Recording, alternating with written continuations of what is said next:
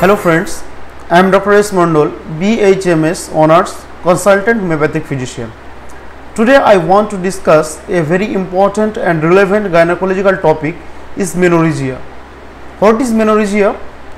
Menorrhagia is abnormal or prolonged uterine bleeding or menstrual bleeding. যদি মেয়েদের মাসিক abnormally অনেক দিন ধরে চলতে থাকে বা খুব বেশি পরিমাণে হয়, that is called menorrhagia. Abnormally heavy or prolonged bleeding এবং এর ফলে তার ডেইলি যে অ্যাক্টিভিটি যেগুলো আছে সেগুলো হ্যাম্পার হতে শুরু করে এবং তার সঙ্গে একটা লোয়ার অ্যাবডোমিনাল একটা ডিসকমফোর্ট অর ক্র্যাম্পিং পেন হয়।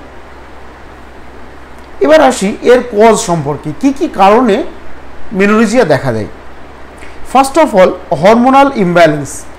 During menstruation, there are two main hormone, estrogen and progesterone.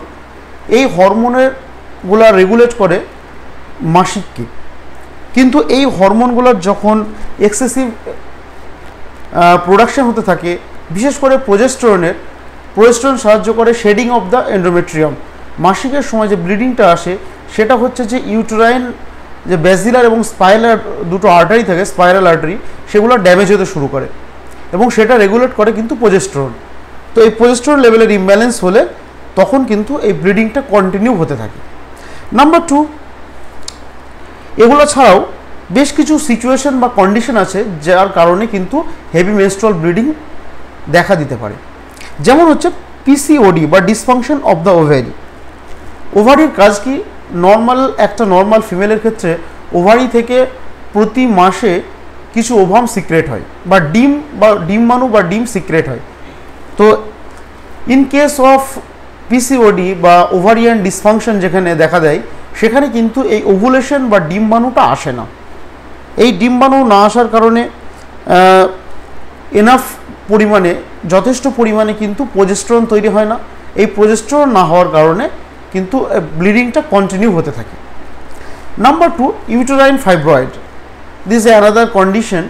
একটা নন ক্যান্সারাস গ্রোথ অন ইউটেরাসে একটা নন ক্যান্সারাস বিনাইন একটা গ্রোথ হয় বা টিউমার হয়, that is called uterine fibroid. বিশেষ করে একটা চাইল্ড বিয়ারিং এজ গ্রুপের মধ্যে হতে পারে।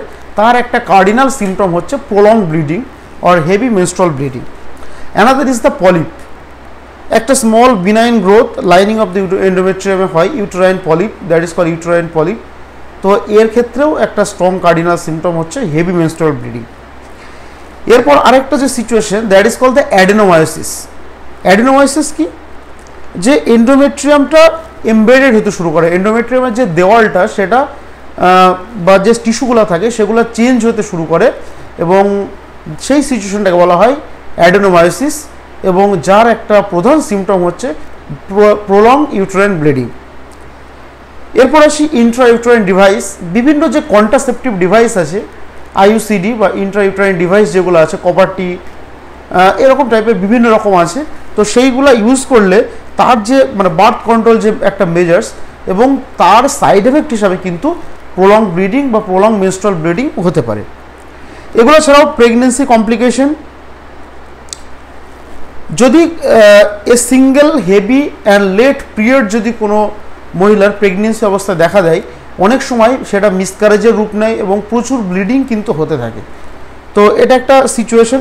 এবং এগুলো ছাড়াও বিভিন্ন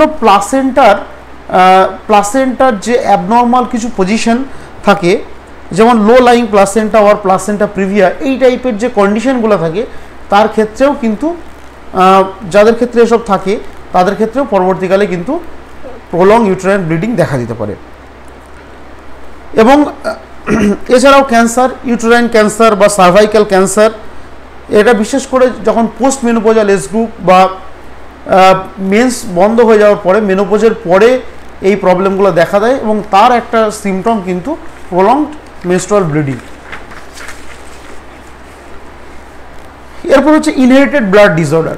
বেশ কিছু ইনহেরিটেড বা জন্মগত বা ফ্যামিলিয়াল কিছু ডিজিজ আছে যেগুলোর ক্ষেত্রে কিন্তু এইরকমভাবে ব্লিডিং ডিসঅর্ডার দেখা দেয়। যেমন ভন উইলবেন ফ্যাক্টরের ডেফিসিয়েন্সির জন্য ভন উইলবেন ডিজিজ বলে একটা কোয়াগুলেটিং ফ্যাক্টরের ডিসঅর্ডারের জন্য এটা হয়।